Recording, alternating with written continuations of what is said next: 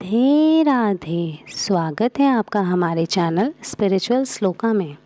आज हम बात करेंगे ऋषि, मुनि, साधु और संत में क्या अंतर है और ये हमारे लिए किस प्रकार आवश्यक हैं। ये हमारे लिए उतने ही आवश्यक हैं जितने हमारे घरों में बड़े बुजुर्ग होते हैं। ऋषि वो होते हैं जो वेदों का ज्ञान प्राप्त करते हैं और अपने ध्यान और तपस्या के माध्यम से ज्ञान का प्रकाश फैलाते हैं। इनको वेदों के पीछे के वैज्ञानिक तथ्य भी पता होते हैं। इन्हें वैदिक काल में वैज्ञानिक का दर्जा दिया जाता था। इनको हर विषय की जानकारी होती है और इनके दिए हुए आशीर्वाद और श्राप कभी भी व्यर्थ नहीं होते हैं।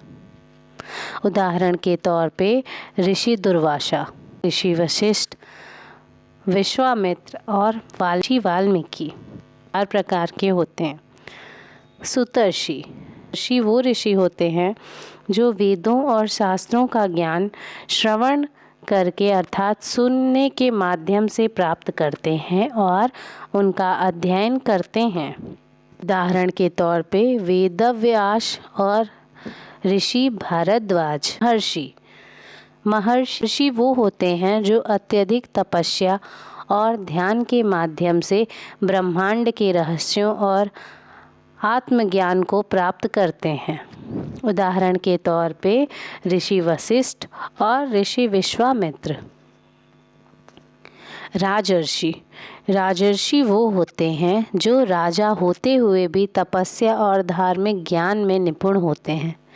ये राजा अपने राज्य को धर्म और न्याय के सिद्धांतों पर चलाते हैं। उदाहरण के तौर पे राजा जनक, माता सीता के पिता राजा हरिश्चंद्र। चौथे होते हैं महर्षि। सबसे उच्च स्थिति के ऋषि होते हैं जो ब्रह्म ज्ञान प्राप्त करते हैं। ये ऋषि मोक्ष और ब्रह्मांड के ज्ञान में संपूर्ण होते हैं। उदाहरण के तौर पर ऋषि विश्वामित्र की राजर्षि से ब्रह्मर्षि बने। परशुराम। मुनि ये संस्कृत भाषा से लिया गया शब्द है। मुनि का अर्थ है मनन करने वाला।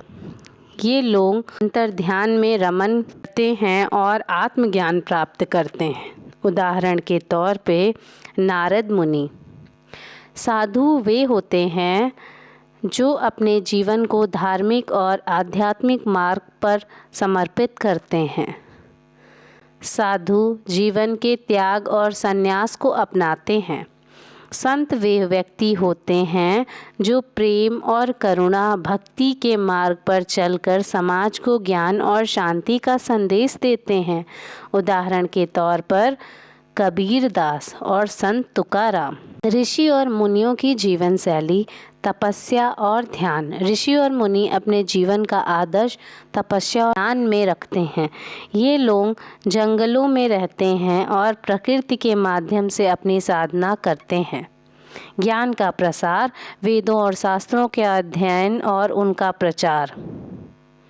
गुरु शिष्य परंपरा के माध्यम से ज्ञान का संचार करते हैं।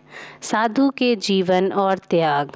साधु अपने परिवार और सांसारिक जीवन का त्याग कर देते हैं। उनका जीवन भिक्षा और तपस्या पर आधारित होता है। भक्ति और सेवा। भगवान की भक्ति और समाज की सेवा करना इनका मुख्य लक्ष्य होता है।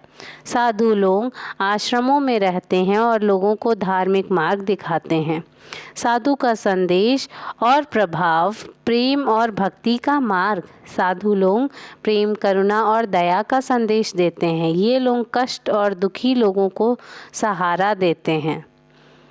समाज सुधारक होते हैं। संत लोग समाज में भेदभाव और असमानता को खत्म करने का प्रयास करते हैं। कबीरदास और गुरु नानक जैसे संतों ने समाज को एकता और प्रेम का संदेश दिया। पौराणिक कथाओं में ऋषि मुनि और संत मित्र का गायत्री मंत्र का ज्ञान प्राप्त करना, ऋषि वाल्मीकि का रामायण रचना, नारद मुनि को के बीच प्रेम और भक्ति का संदेश फैलाना, वेदों और शास्त्रों का सृजन, ऋषियों का सबसे बड़ा योगदान वेदों और उपनिषदों का सृजन है। ये लोग अपने ध्यान और तपस्या के माध्यम से ब्रह्मांड के रहस्यों को समझते हैं और ज्ञान का संचार करते हैं। उदाहरण वेदव्यास महाभारत और वेद का भाजन उन्होंने किया। ऋषि वाल्मीकि रामायण की रचयिता, मानव जीवन का मार्गदर्शक। ऋषि और मुनि ने धर्म और न्याय के सिद्धांतों को स्थापित किया। उन्होंने मानव को कर्म, ध्यान और सत्य का महत्व समझाया। आपको ये वीडियो पसंद आई हो तो कृपया से लाइक करें, शेयर करें और चैनल को सब्सक्राइब अगर नहीं किया है तो प्लीज़ सब्सक्राइब करना बिल्कुल ना भूलें। राधे राधे।